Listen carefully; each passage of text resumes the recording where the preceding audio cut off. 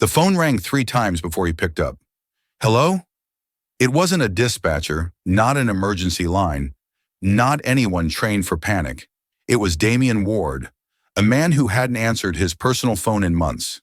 He almost let it go to voicemail until he heard the tiny, trembling voice on the other end. Please, the girl whispered. My mommy fell. She won't wake up. He froze. Sweetheart, he said slowly, unsure why his heart was racing. Who is this? The child sniffled.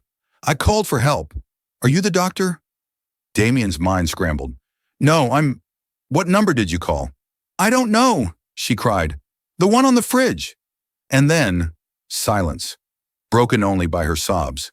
He was supposed to hang up, to tell her she had the wrong number. But something in her voice, raw, frightened, desperate, pierced through the numbness that had wrapped itself around his life for years. What's your name? He asked. Sophie. All right, Sophie, he said, standing up, already reaching for his keys. I need your address. Can you read it for me? He scribbled it down on the back of a torn envelope. Carter Street, 3rd floor apartment. I'm coming, he said before he could think better of it. 15 minutes later, his black SUV roared through the rain-slick streets, engine growling like a storm trapped in metal. Damian barely noticed the speed cameras or the confused voice of his driver asking, Sir, where are we going? To save someone, Damian muttered. Just drive. The city blurred past. Glittering towers, empty bus stops, 1,000 stories hidden behind rain-streaked glass. He hadn't felt alive in months. Not since the foundation scandal, not since his father's death, not since he'd realized that money could buy silence, but not sleep. But now there was a child waiting, and maybe that meant something. The apartment building was old, peeling paint, flickering lights, the scent of mildew and old cigarettes. Damian took the stairs 2 at a time. The 3rd floor hallway stretched like a corridor in a forgotten world. Door 3B. He knocked once, twice. Sophie? The door creaked open. A little girl stood there clutching a stuffed rabbit, her cheeks streaked with tears. Her hair stuck up in messy curls and her socks were mismatched. One pink, one blue. You came, she whispered, eyes wide. Where's your mom? She pointed toward the kitchen. Damian stepped inside. The apartment was small, clean in the way of people who work too hard to live there much. On the kitchen floor, a woman lay motionless beside a toppled chair. He knelt beside her instantly, checking her pulse. Faint, breathing shallow. Her skin was cold.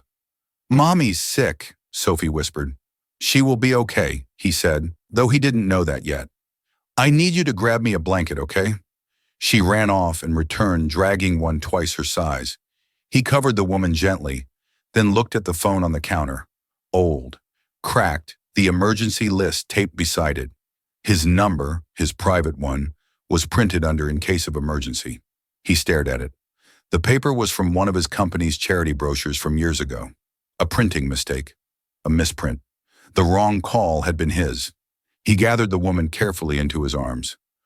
I'm taking her to the hospital, he told Sophie. Her lip trembled. Can I come? Of course. The girl clutched her rabbit and followed him down the stairs, silent except for the faint hiccup of her breathing. Outside, his driver looked stunned. Sir, what? To St. Maron's Hospital, Damian said. Now. They arrived 10 minutes later. Nurses rushed out with a stretcher as Damian carried the woman through the automatic doors. Possible diabetic shock, he said, recalling the signs from years of first aid courses he'd taken and never used. She's breathing, but unresponsive. The nurse blinked at him, recognizing the face she'd seen on magazine covers. Mr. Ward? Forget who I am, he said sharply. Just save her. He turned to Sophie, who stood frozen near the entrance. He knelt beside her again. She's in good hands now.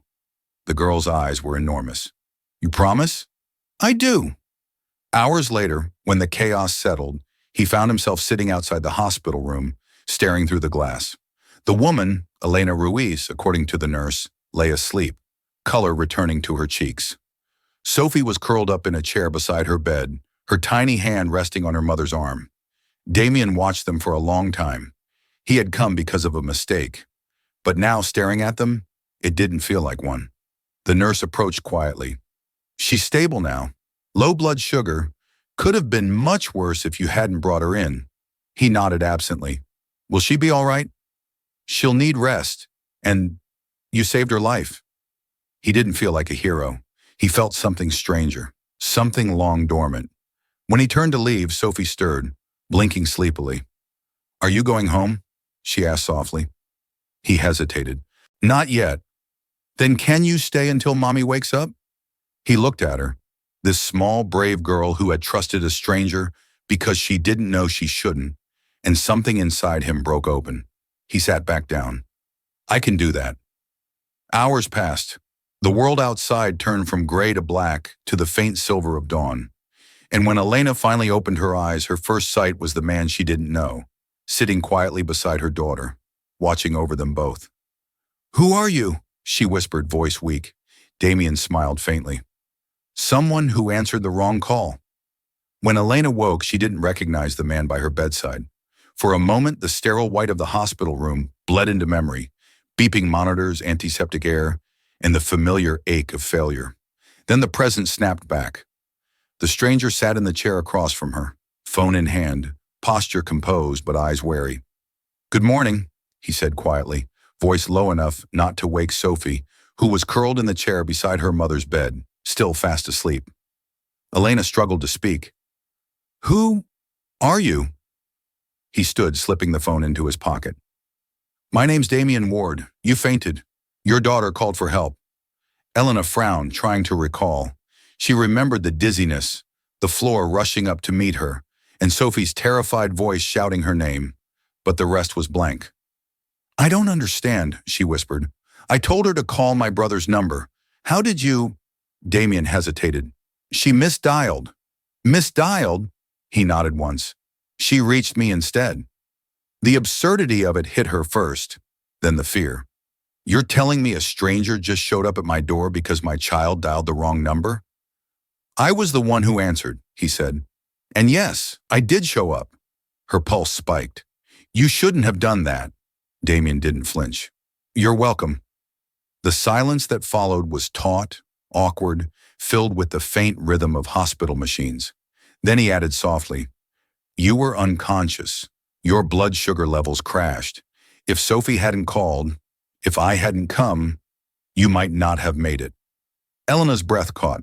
Gratitude and embarrassment tangled in her chest. Thank you. I don't know what to say. You don't have to say anything. He turned slightly toward the door. Your daughter's very brave. Elena followed his gaze to Sophie, her curls messy, one hand still gripping her stuffed rabbit. The sight broke something in her. She reached out and brushed Sophie's hair, whispering, My little hero. Damien smiled faintly. She did what most adults wouldn't. By the time Sophie woke, the room was bathed in soft morning light. She blinked at Damien and grinned. You didn't leave. He crouched down beside her chair. Told you I'd stay until your mom woke up. Elena sat up slowly, hand pressed to her temple. Sophie, say thank you to Mr. Ward. He helped us. Thank you, Sophie said brightly, then in a conspiratorial whisper. He drives a really big car. Elena shot Damien an apologetic look, but he only chuckled. She's got good taste. A nurse entered then, clipboard in hand. Mrs. Ruiz, your glucose levels stabilized overnight. You'll need to rest and follow up with your physician. You were lucky. Elena nodded, murmuring thanks. The nurse smiled at Damien before leaving, a mix of recognition and curiosity flickering in her eyes. Elena caught it. She knew you, she said once the door shut. He shrugged. People recognize me sometimes. Should I know who you are? He hesitated. I run a few companies, a foundation. Her brow furrowed. Wait, the Damien Ward? The Ward Foundation? He didn't answer directly. I prefer just Damien. Elena's eyes widened. You're a billionaire. Sophie gasped. You have a castle? That made Damien laugh. Not quite. Elena exhaled sharply, still processing. The richest man she'd ever seen was standing in a hospital room with her and her child because of a wrong number. The absurdity bordered on surreal. Why did you come? She finally asked. You could have just called the police. Or an ambulance. Anyone. He looked at her for a long moment before answering. Because someone had to. Something in his tone, flat yet heavy, hinted at a story she couldn't see yet. When the nurse returned with discharge papers, Damien quietly stepped into the hallway. He made a quick call, instructing his assistant to cover the hospital expenses under an anonymous fund. When he returned, Elena was sitting on the bed, struggling to lace her shoes. "You don't have to do that," he said. She frowned. "Do what?" "Pretend you're fine." Elena's hand stilled. "I have a daughter. Pretending is part of the job." Damien nodded, respecting the strength beneath her exhaustion. "Let me drive you home." She immediately shook her head. "No, that's not necessary." Sophie piped up. "Can we go in the big car again?" Elena sighed. "Sophie." Damien raised his hand lightly. "It's no trouble." After a moment, Elena gave in. "Fine, but only because we live close." The drive was quiet except for Sophie's chatter in the back seat, questions about the buttons, the glowing dashboard, and whether billionaires ate pancakes. Damien answered each one with patient humor, glancing occasionally at Elena in the rearview mirror. When they reached the small apartment building, Elena turned to him. "You've already done too much. I don't know how to repay you." "You don't need to," she smiled faintly. "You're not used to hearing thank you, are you?" "Not like this," he admitted. Sophie waved as they stepped out. "Bye, Mr. Damien." He smiled. "Bye, Sophie." As the door closed behind them, Damien lingered for a moment, staring at the building. Something about that woman's quiet strength, her daughter's bravery, it clung to him. He'd spent years surrounded by people who wanted things from him: money, power, access. But this family had asked for nothing except help, and somehow that made it impossible to walk away. Rain fell in silver sheets the next morning, blurring the city into watercolor. Damien sat in the back of his SUV, staring out the window at the gray skyline, phone silent on the seat beside him. He had told himself that what happened the night before was finished, a strange coincidence, a human moment, nothing more. But that was a lie. The image of Elena Ruiz and her daughter hadn't left him. The sound of Sophie's trembling voice still echoed in his head. It wasn't the first time he'd seen someone in need, but it was the first time he'd acted without calculation, and it felt right. He told his driver to reroute. "Carter Street," he said. The driver blinked in the rearview mirror. "Sir, again?" "Just drive." Elena wasn't expecting anyone when the knock came. She had spent the morning cleaning the tiny apartment, mostly to distract herself from the embarrassment of having fainted in front of a stranger. Her blood sugar monitor sat on the table beside an empty coffee mug. Sophie was on the couch, drawing a lopsided cat in crayon. When she opened the door and saw Damien Ward standing there, rain still dripping from his coat, her first thought was that something terrible must have happened. "Mr. Ward," he offered a tentative smile. "Damien, please." She hesitated. "Did we forget something at the hospital?" "No," he said. "I just wanted to check how you were doing." Elena blinked. "You came all this way to check on me?" "I had some time," he lied. Sophie squealed from the couch. "Mr. Damien." She ran over, hugging his leg. "You came back." Damien crouched down, smiling. "I told you I might." Elena sighed, torn between suspicion and gratitude. "You didn't have to." "I know." He looked around the modest apartment. "Can I come in?" The place smelled faintly of soap and coffee. Photos lined the shelf. Elena with a younger man, probably her late husband. Sophie at a school play, a hospital ID badge tucked behind the frame. Damien noticed the neatness, the discipline of someone who survived by keeping order. He set down the paper bag he was carrying. "Groceries," he said simply. Elena frowned. "You shouldn't have." "I wanted to," he interrupted gently. "You've had a rough few days." She looked away. "You don't even know me." "That's true," he admitted, "but maybe I'd like to." The words came out before he could stop them. He hadn't meant to sound personal, but something about her composure, the calm way she masked exhaustion, drew him in. Elena busied herself unpacking the bag, trying to ignore the warmth rising to her cheeks. "I don't accept charity." "It's not charity," he said. "It's breakfast." Sophie giggled as she peeked into the bag. "You got pancakes?" Damien smiled. "Of course." Over coffee and syrup, conversation began to unspool. Damien asked about her work. Elena's eyes darkened. I used to be a nurse, she said, at St. Marin Hospital. Used to. Her hand tightened on the cup. I reported a malfunction in the equipment, a faulty glucose monitor. It caused a child's death. I thought the hospital would fix it. Instead, they blamed me. Damien's jaw tightened. You were fired? Blacklisted, she said softly. No hospital would touch me after that. He leaned forward. You still have proof of what happened? Elena looked up sharply. Why would that matter now? Because I've heard of St. Marin, he said. My foundation funds part of their operations. I've seen the financials. They're spotless on paper. Too spotless. Her expression shifted from disbelief to shock. You fund them? I didn't know about this, he said, but maybe I should. She studied him, uncertain if she could trust this man, the billionaire who had stepped out of nowhere and now seemed determined to peel open her past. What are you trying to do, Damien? He hesitated. I don't know yet. Maybe the right thing for once. When he left an hour later, the rain had stopped. Elena stood by the window watching as his SUV pulled away. Sophie waved enthusiastically until the car disappeared down the street. Mommy, she said, tugging at her sleeve. He's nice. Elena smiled faintly. He is, but sometimes nice people still have secrets. Sophie tilted her head. Do we have secrets? Elena looked out at the street again. Just one, she whispered. Across town, Damien arrived at the Ward Foundation headquarters. The marble lobby gleamed, cold and perfect. Everything he had built his life around. His assistant, Jonas Hale, was waiting with a folder in hand. You wanted the St. Marin files, Jonas said. I pulled the contracts, donations, and equipment suppliers. Any irregularities? Jonas nodded slowly. A few. The medical device invoices route through a shell company, Medcore integrated, never audited. And guess who signed the authorization? Damien took the folder. The name leapt off the page. Andrew Kalin, CFO.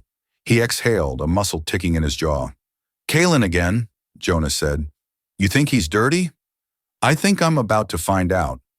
That night, Damien couldn't sleep. The rain had started again, tapping against the windows of his penthouse like an accusation. He thought of Elena's steady eyes, of her quiet strength, of the little girl who trusted him with her world. Maybe this wasn't about charity. Maybe it was something deeper. For the first time in years, Damien Ward felt a direction that wasn't profit or pride, something dangerously close to purpose, and he knew exactly where it would lead.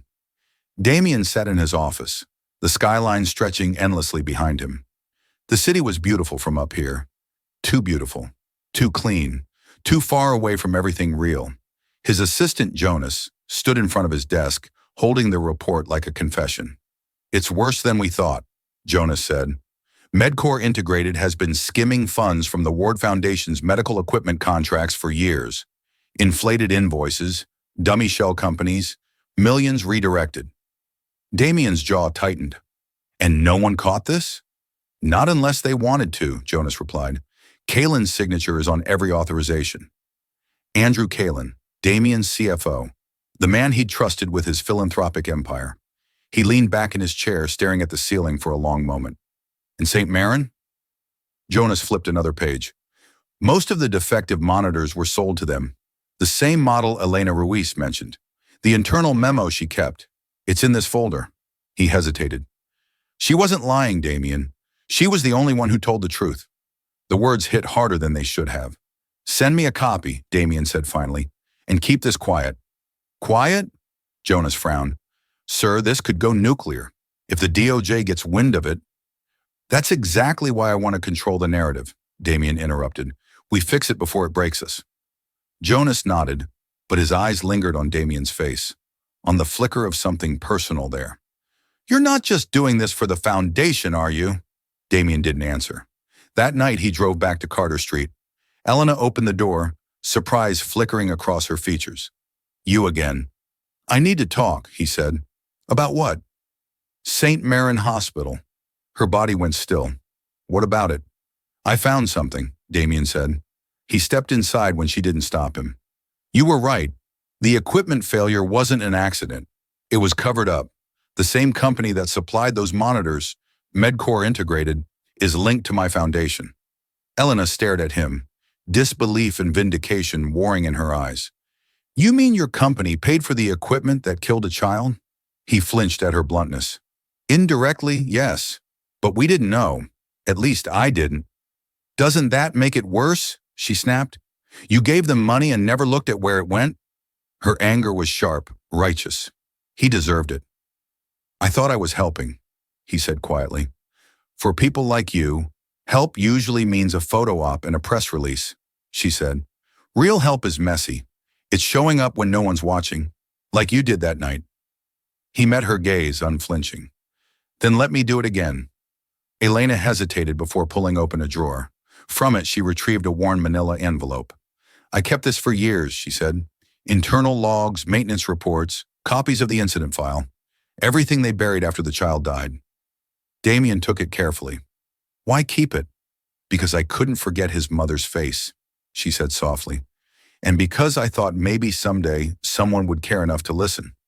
He looked down at the file in his hands. I'm listening now. She watched him, studying the sincerity in his voice. If you expose this, it won't just ruin your CFO. It'll destroy your foundation, your reputation. Then it deserves to be destroyed, Damien said. I built something on trust I didn't verify. That's on me. Her eyes softened, just slightly. You really mean that? Yes. Elena folded her arms. Then you'll need more than what's in that envelope. I can help, but once we start, there's no going back. Good, Damien said. I don't want to go back. Hours later, after Sophie was asleep, Elena spread the documents across the kitchen table. Damien sat beside her, scanning reports, matching timestamps, cross-referencing supplier codes.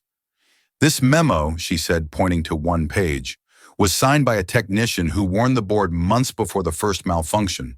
He was fired 2 days later. Damien's expression darkened. I can trace that firing to Kalen's department. Elena nodded grimly. And this log shows a replacement shipment that never arrived. They built the hospital but sent nothing. Dozens of patients relied on equipment that didn't exist. Damien rubbed a hand over his face. How many people? She didn't answer immediately. Too many. Silence filled the room. Outside, the wind pressed against the windows like it wanted to get in. Finally, Damien spoke. We'll need a whistleblower report. I can have Jonas prepare a legal brief, anonymously. And when they retaliate? Elena asked. I'll handle it, he said firmly. She studied him for a long moment. You're not the man I thought you were. What did you think I was? A man who fixes problems with money. Damien smiled faintly. Not this one. When he left that night, the rain had stopped. The city glowed faintly, washed clean for a moment before the next storm. As he stepped into his car, he looked back at the small apartment window, where the lights still burned, a flicker of warmth in a world he'd long stopped believing in. He didn't know it yet, but that envelope in his hand would not only bring down his company's walls, it would also begin rebuilding the part of himself he'd buried long ago. Damien didn't sleep that night.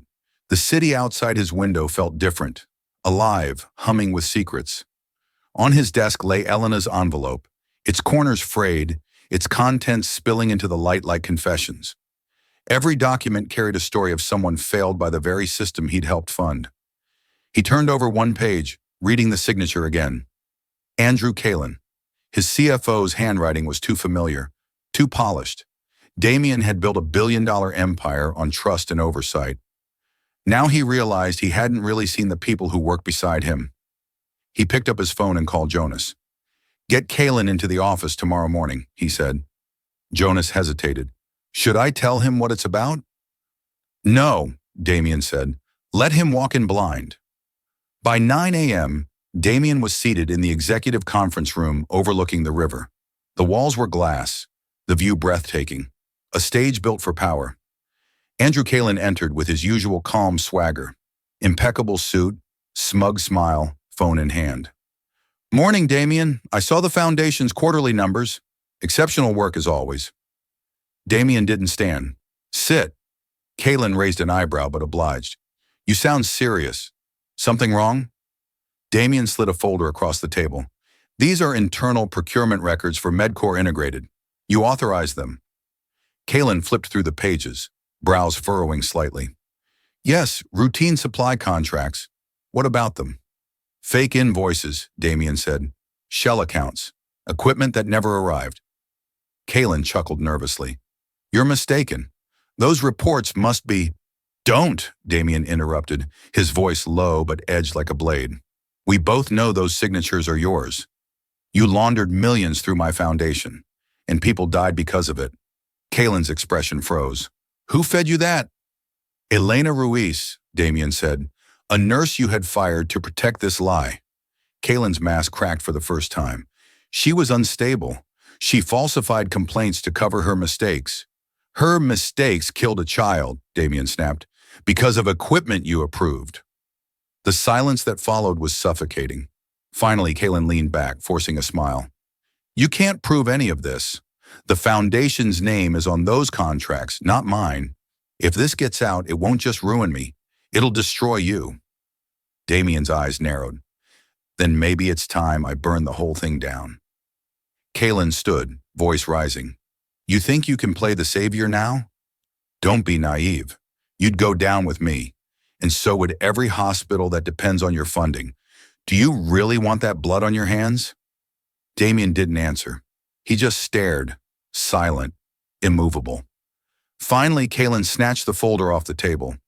I'm calling my lawyers. Do that, Damien said. And when you do, remember, I already sent copies to the board. Kalen froze, realization flickering across his face. For the first time, he looked afraid. By noon, word had spread through the upper floors like wildfire. Jonas entered Damien's office quietly. The board's convening an emergency session. Kalen's trying to claim he was following your directives. Let him, Damien said. I'll face them myself.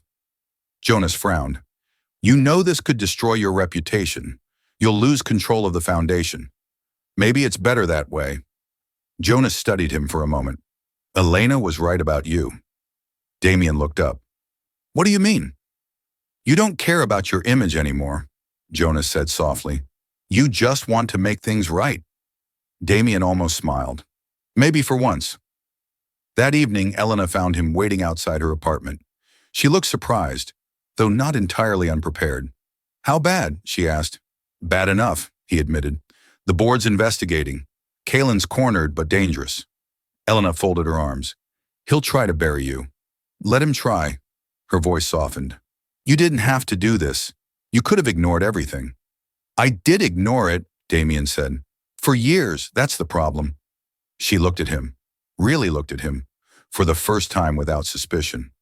You're not what I expected. Neither are you. They stood in silence for a moment, the city's noise filling the gap between them. Then Elena motioned for him to come inside. Sophie was asleep on the couch, clutching her stuffed rabbit. Damien smiled faintly. She reminds me of someone I used to know. Elena raised an eyebrow. Your daughter? He shook his head. No, my sister. She died when we were kids. Heart condition. My father had all the money in the world, but he couldn't buy her another day. Elena's expression softened. That's why you built the foundation. He nodded. I wanted to save people like her. Somewhere along the way, I stopped looking at them as people. For a long moment, the only sound was the hum of the refrigerator and the faint rain tapping at the window. Then Elena reached for the stack of papers on her table. This, she said, handing him a folder, is the maintenance log for the entire St. Marine network. If you're going to take Kalen down, you'll need all of it. Damien took it gently. Why trust me with this? She met his eyes. Because you didn't have to come back. But you did. He nodded once. Then I'll finish this. As he left that night, the streetlights cast long shadows across the wet pavement. He looked back at the window where Elena stood watching him, her silhouette framed by the glow. For years, Damien Ward had lived surrounded by luxury, yet tonight, standing in the rain outside a small apartment, he felt something he hadn't in a long time. Clarity. He was done being a spectator to his own empire. It was time to fight for it. The boardroom was silent except for the faint hum of the city below. 12 men and women in tailored suits sat around the long glass table, the kind of people who measured morality in stock performance and charity in press releases. Damien stood at the head of the table, a single file in his hand. "You all know why we're here," he began. Charles Whitmore, the board's oldest member and Damien's former mentor, leaned back in his chair. "We know there's been a misunderstanding," he said carefully. "Andrew Kalin tells us this investigation stems from a clerical discrepancy." Damien's jaw tightened. "A discrepancy that killed people. Now hold on." "No," Damien cut in, his voice sharp, controlled. "You will not soften this. Kalin used MedCore Integrated to embezzle millions through fake equipment orders. He falsified reports, silenced whistleblowers, and used my foundation's name to do it." The room stirred. Charles frowned. "Do you have proof?" Damien tossed the file onto the table. The papers scattered like a storm. Every invoice, every wire transfer, every forged signature, including one that destroyed a nurse's career. "Her name is Elena Ruiz. She was fired for trying to stop this." A woman at the far end of the table flipped through the documents, eyes widening. This can't be real." "It is," Damien said. "And Kalin has been laundering money right under your noses." Charles rubbed his temple. "You can't go public with this, Damien. If the media gets hold of it, the entire Ward Foundation collapses." "Then it collapses," Damien said coldly. "But we do it with the truth intact." "Think rationally," Charles snapped. "Your name is on those contracts. If this comes out, you'll be finished." Damien met his gaze. "Then I'll finish on the right side of it." For a long moment, no one spoke. Finally, Charles sighed. "You always were your father's son. Idealistic to a fault." Damien's eyes hardened. "No, my father built an empire on fear. I'm tearing one down to build something honest." That evening, Kalin was escorted from the building by security. He didn't go quietly. "You think this ends with me?" he shouted as cameras flashed in the lobby. "You'll go down with me, Ward. You can't wash blood off your hands with money." Damien didn't answer. He just watched as the doors closed behind Kalin, the man's voice fading into the chaos of reporters outside. Jonas approached cautiously. "It's done. The board suspended him indefinitely. The DOJ will take it from here." Damien exhaled, a sound that was half relief, half exhaustion. "And the foundation?" Jonas hesitated. "Shaken. Donations are frozen. Staff morale's tanked. But they're looking to you for direction." "Tell them the truth," Damien said. "No spin, no excuses. If I built this place wrong, then we rebuild it right." Jonas nodded slowly. "You really mean that, don't you?" "I do." "Then you're going to need help." Damien's gaze flicked toward the window, where the city lights shimmered against the dark glass. "I already know who I'm calling." Elena opened the door to find him standing there again, looking both exhausted and strangely lighter. "You look like a man who's lost everything," she said. He smiled faintly. "Maybe I finally have room to build something better." Her brow furrowed. "What happened?"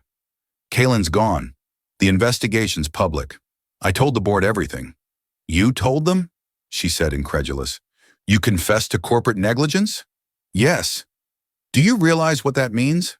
"I do," Damien said quietly. "It means they'll never forget that we told the truth." She stared at him for a long moment. Then, almost reluctantly, she said, "You sound like someone who's either very brave or very stupid." "Maybe both." Elena sighed and motioned him inside. "Coffee?" "Please." They sat at the kitchen table again, the same one where this all began. Sophie was asleep in her room, the faint hum of her nightlight filling the silence. "So what now?" Elena asked. "I need your help," Damien said. "Not as a nurse, as a whistleblower. You kept every record, every detail of what happened at St. Marine. If you're willing, I want you to consult with the internal audit team. Help us make sure this never happens again." She blinked, taken aback. "You want me to go back into the system that destroyed me?" "Yes," he said simply, "because no one else has your integrity. You can change it from the inside." Elena looked down at her coffee, steam curling upward like a question she didn't know how to answer. "If I do this, it won't be for you. It'll be for the people who were hurt." "That's the only reason that matters," Damien said. She studied him, the weight of his sincerity softening something in her. You really have no idea how to quit, do you? Not anymore, he said with a small smile. The next morning, Damien stood outside the Foundation's headquarters, watching the sunrise paint the sky in shades of amber and rose. For the first time in years, he wasn't thinking about profits or partnerships. He was thinking about redemption, how it was never clean, never easy, but always worth the cost. His phone buzzed. A text from Jonas. DOJ accepted the case. Press conference at 2. They want you there. He typed back, good, let's tell them everything. When he put his phone away, his reflection in the glass doors caught his eye. For the first time, he didn't see a billionaire. He saw a man finally becoming human again. The press conference began with a flash of cameras so bright it felt like lightning trapped indoors. Damien stood behind the podium, the Foundation's seal gleaming on the wall behind him. His suit was immaculate, but there was a visible weariness in his posture, an honesty that no amount of wealth could polish away. Rows of reporters sat before him, their murmurs buzzing like static. Jonas adjusted the microphone. They're ready, he whispered. Damien nodded and stepped forward. My name is Damien Ward, he began, his voice steady but low. For years, I've believed my work, our work at the Ward Foundation, was making the world better. But last week, I discovered that wasn't true. The room quieted instantly. He continued, each word deliberate. Our organization has been infiltrated by corruption. Equipment we paid for never reached hospitals. Lives were lost because of greed and negligence carried out in my name. That ends today. A reporter raised her hand. Are you saying you were unaware of these crimes? Yes, he said, but ignorance is not innocence. I take full responsibility. The words rippled through the crowd.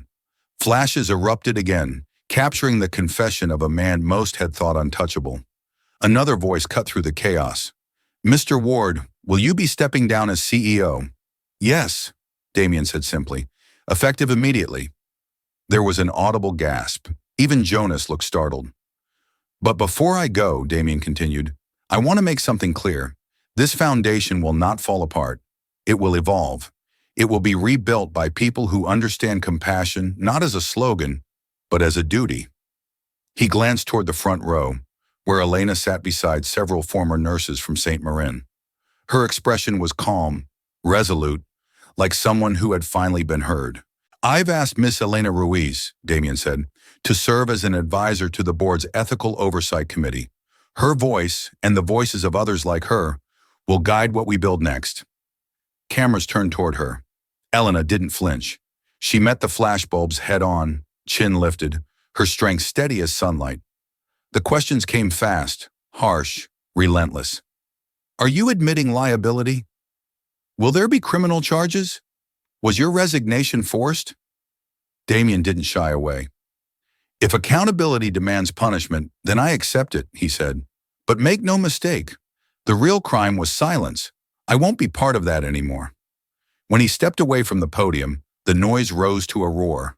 Outside, the air felt heavier, thick with drizzle and exhaust. Reporters swarmed him as he exited the building, microphones thrust forward. Mr. Ward, will you cooperate with the Department of Justice? Yes. Do you regret building the Ward Foundation? No, he said. I regret what I allowed it to become. Jonas cleared a path, ushering him toward the waiting car. That was suicide, Jonas muttered as they got in. Maybe, Damien said, leaning back against the seat. But at least it was honest, Jonas sighed. You just made half of corporate America very nervous. Good, Damien replied. Maybe they'll start paying attention. That night, the headlines were everywhere. Billionaire confesses to Foundation corruption scandal. Ward steps down, whistleblower nurse named advisor. The empire that admitted it was wrong. The story spread faster than even Damien expected. Some praised him for courage, others mocked him for weakness. Share prices plunged. Former allies distanced themselves. But something deeper was happening. Beneath the noise, ordinary people began sending messages, donations, letters. They didn't write to the foundation. They wrote to Elena.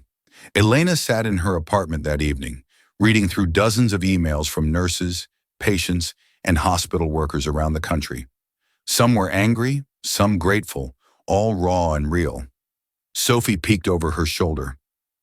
"Are those all for you?" Elena smiled softly. "For us, maybe." Her phone buzzed. It was Damien. "Are you watching the news?" he asked when she answered. "Yes," she said quietly. "You're everywhere." "Not for long," he said. "The board will replace me within a week." "You did the right thing," she said. He hesitated. "Doesn't feel like it." "Because the right thing never does," she replied. There was a long silence between them, comfortable, weighted. Finally, Damien said, "You'll have support from Jonas. He'll make sure you have everything you need to start the committee." "You trust me that much?" "I trust you more than I trust the system," he said simply. Elena smiled faintly. "That's dangerous." "I've been dangerous my whole life," he said, and she could hear the hint of humor there, quiet and tired. A week later, Damien's office was bare. The walls that once displayed awards and photos of donors were stripped clean. He packed the last of his things, a photo of his sister, a fountain pen, a folded letter from Elena thanking him for believing her. Jonas lingered by the door. "You sure about this?" "Yeah," Damien said. "The foundation doesn't need another figurehead. It needs a conscience." Jonas nodded. "Then I guess this is goodbye." "For now," Damien said. "Take care of them, Jonas." He left the building quietly. No cameras this time. No reporters shouting his name. The world had already moved on to the next scandal. But as he walked down the street, a woman stopped him, a nurse in scrubs holding a coffee cup. "Mr. Ward?" He turned. "Yes?" She hesitated, then said, "I worked at one of your hospitals before everything happened. Thank you for saying what no one else would." He smiled faintly. "Don't thank me. Just keep doing what you do. You're the ones who make the difference." And as she walked away, Damien realized something profound. He had finally become invisible, and somehow that was freedom. The first tremors of consequence arrived 3 days after Damien's resignation. The Department of Justice had filed its official inquiry, and subpoenas were already in motion. The names of Kalin, Charles Whitmore, and several procurement officers filled the evening news ticker in looping red text. Jonas called early that morning. "They've seized Medcor's servers. Everything's coming apart fast. Whitmore's already hired counsel." Damien, sitting at his kitchen counter with a cup of untouched coffee, murmured, "Good. Let it burn." "You're still a witness," Jonas warned. "They'll want statements, maybe even testimony. I'll give them whatever they need." "Even if it implicates you?" Damien paused. "Especially if it does." By noon, reporters swarmed the courthouse like vultures. Kalin appeared first, flanked by lawyers and cameras, wearing his trademark arrogance like armor. His smirk faltered only when he caught sight of Damien standing at the courthouse steps, hands in his pockets, expression unreadable. "So it's true," Kalin said as he approached, his voice just loud enough to be picked up by microphones. "You really think you can wash away your sins by pointing at mine?" Damien met his gaze evenly. "You created the rot. I just ignored the smell." Kalin sneered. "Same guilt, different disguise." The agents intervened before the confrontation escalated. Kalin disappeared behind a wall of cameras, leaving Damien standing under a rain of flashbulbs. He gave no statement.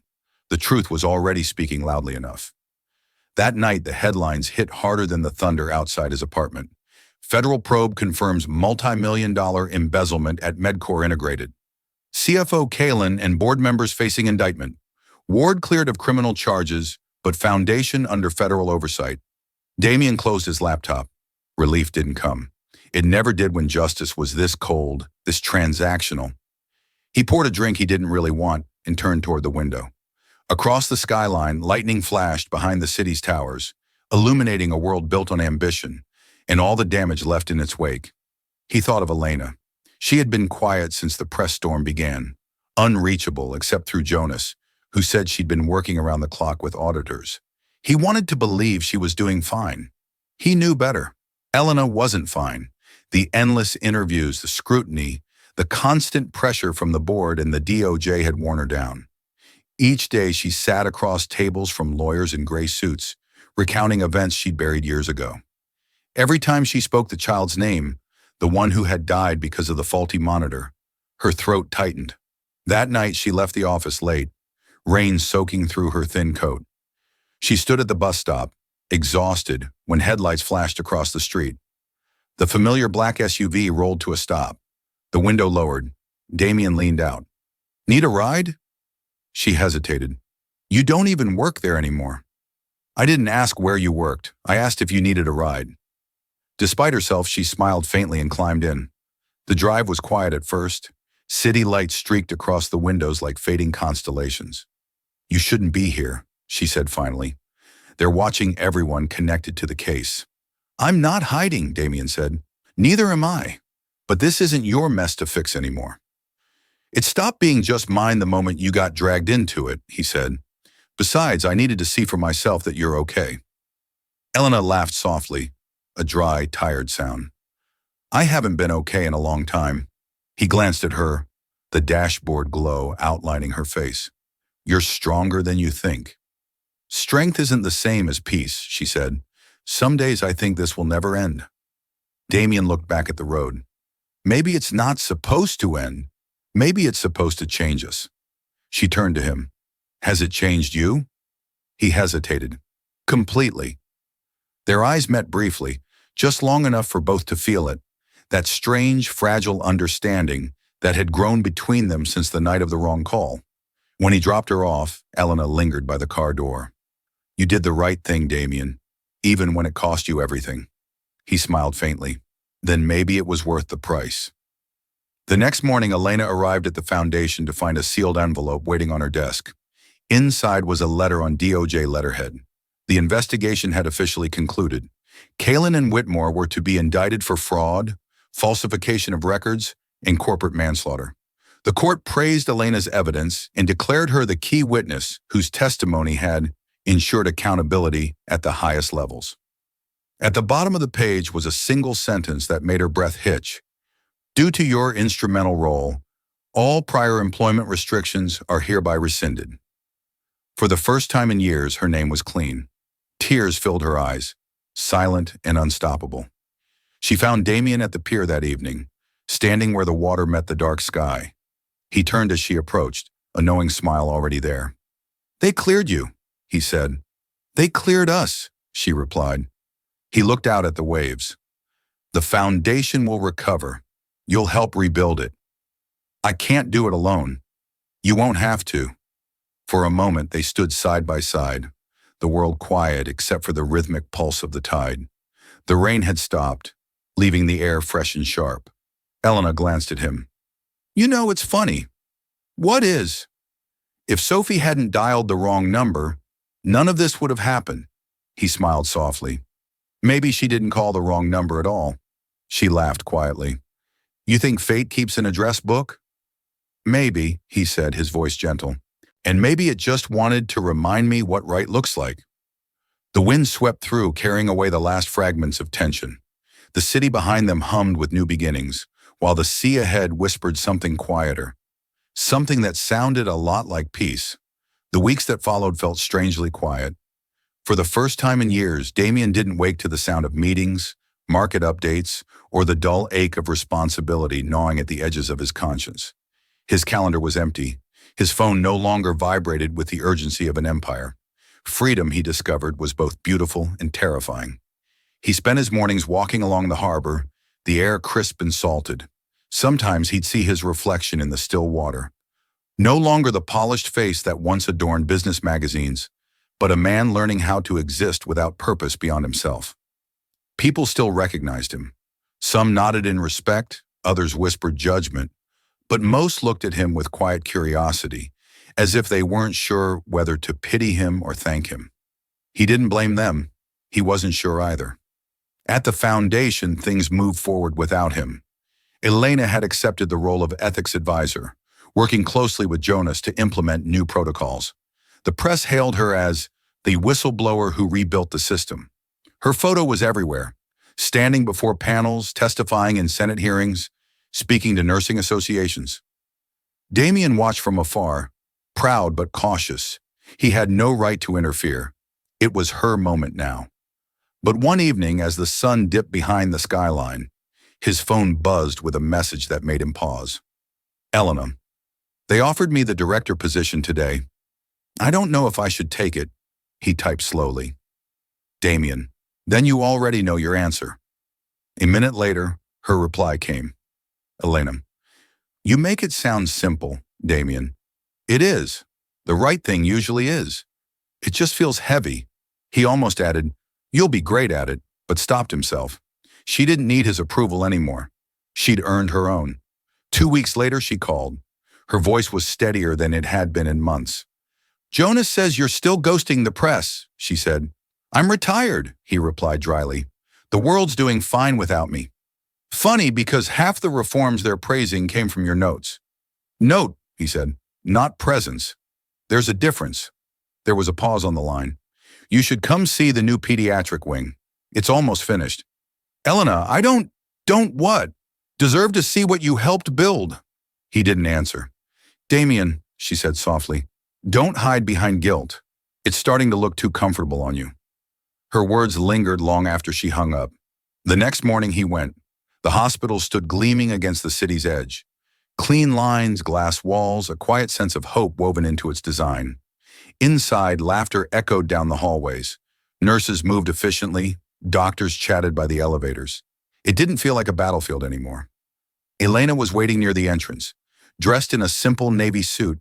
When she saw him, her smile was small but real. You came. I wasn't sure I should, he admitted. Well, you did, she said. And that's enough. She led him through the new pediatric wing, where bright murals covered the walls. Children played in a small indoor garden under soft skylights. Damien paused by a plaque near the entrance. The Connor L. Memorial Wing, built in honor of those who deserved another chance. Below the inscription were 3 names, Elena Ruiz, Jonas Hale, and Damien Ward. He stared at it for a long time. Elena watched him quietly. Jonas insisted your name stay. He ran a hand over the smooth surface of the plaque. I didn't want credit. It's not credit, she said. It's truth. You didn't buy this place, Damien. You bled for it. He looked at her, but she was already walking ahead. Come on, she said. There's someone who wants to see you. In the playroom, Sophie sat cross-legged on the floor, helping another child build a tower of colored blocks. When she saw Damien, her face lit up. Mr. Damien, she cried, running over to hug him. He knelt, caught off guard but smiling. You remember me? Of course, she said. You're the man from the wrong number. Elena laughed softly behind them. She tells that story at least once a week. Sophie grinned. I told my teacher you saved Mommy, but Mommy said we all saved each other. Damien's throat tightened. She's right. Sophie nodded, as if that settled it, then turned back to her game. Elena walked beside him as they watched her play. She's adjusted well, she said quietly. She still gets nightmares sometimes, but she's happy. She's stronger than both of us, Damien said. Children usually are. For a while, they just stood there, watching the children laugh and build and knock over their towers again, only to rebuild them higher. When they stepped outside, the air smelled like rain again. Evening light shimmered across the hospital windows. Elena turned to him. You could come back, you know. Not as the face of the foundation, just as part of it. Quietly. He smiled faintly. You don't need me there anymore. That's not what I said. He met her eyes, the kind of gaze that said more than words ever could. You've made it something better. Don't let me haunt it. You're not a ghost, Damien, she said. You're a reminder. A reminder of what? That even broken systems and broken people can heal. He looked away, hiding a small smile. You always know how to end a conversation, don't you? It's not the end, she said. It's the start of something different. And for once, he believed her. The ocean was calm that morning, still enough that the sky's reflection seemed more real than the world itself. Damien stood at the pier with his hands in his coat pockets, the wind pulling softly at his hair. For the first time in years, there was no chaos waiting on the other side of his phone, no empire demanding his attention. Just the sound of the waves and the faint cry of gulls circling overhead. He had come here often lately, Drawn by the simplicity of it, the ocean didn't judge. It just existed, endlessly, tirelessly, forgivingly. Behind him he heard footsteps crunching against the weathered boards. "You always pick the coldest days to stand by the water," Elena said. He turned, smiling. She wore a gray coat and carried a thermos in one hand. "I could say the same about you," he replied. "You never rest." "I do occasionally, when someone reminds me." "Then you must not get many reminders." She laughed softly and handed him the thermos. "Coffee, still too sweet for my taste, but I remember you like it that way." He took it, nodding in thanks. "You always did pay attention."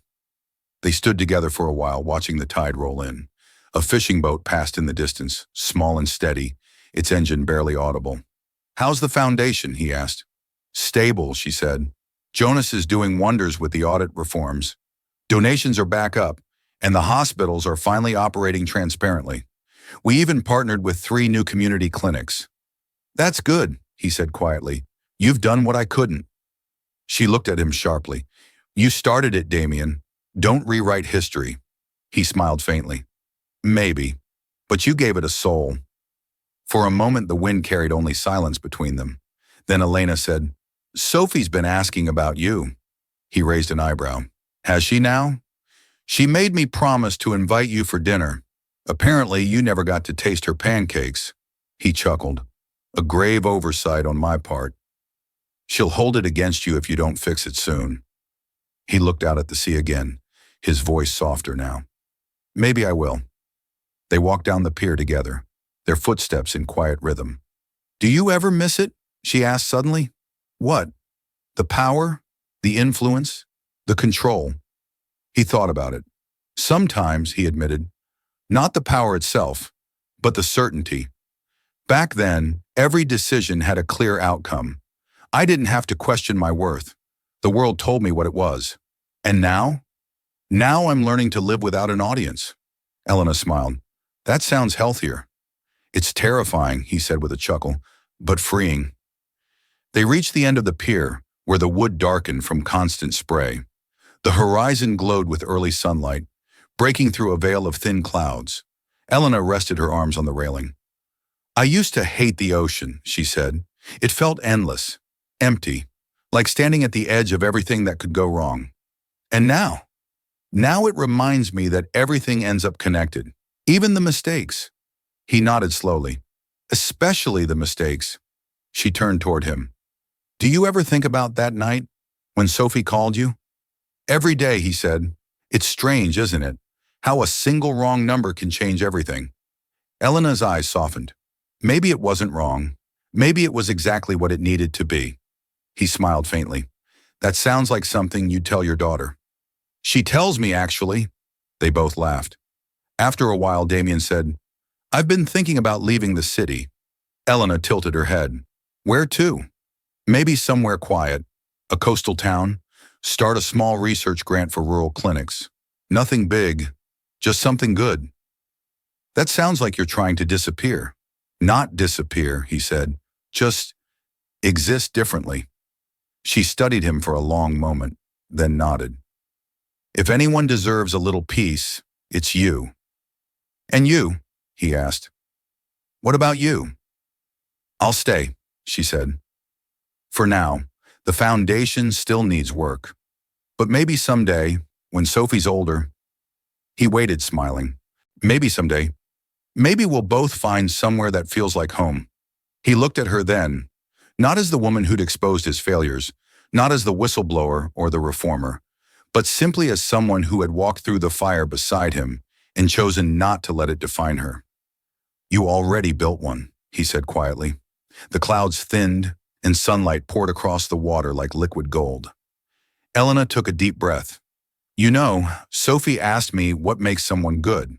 I didn't know how to answer." "What did you tell her?" "That being good isn't about never making mistakes. It's about what you do after them." Damien nodded slowly. "That's a better answer than most philosophers ever gave." "She gets her wisdom from cartoons," Elena said, laughing. "Smart cartoons." "Very." They both smiled, the kind of easy smile that came only after surviving too much and finding beauty anyway. After a while, Elena glanced at her watch. I should go. Sophie's expecting breakfast, and I have a board call in an hour. Of course. She turned to leave, then hesitated. Don't be a stranger, Damien. I'll try not to be. She gave him one last look, the wind tugging her hair across her face. You know, she said, you could still come by for those pancakes. I might, he said. She smiled and walked away, her figure fading down the pier until she was just another outline in the morning light. Damien turned back to the ocean, closing his eyes as the breeze brushed against his skin. Somewhere behind him, life was continuing, louder, brighter, more hopeful than before. He took a sip of his coffee, smiled faintly at the sweetness he'd once complained about, and whispered into the wind. Thank you for the wrong call. The sea shimmered in response, endless and forgiving.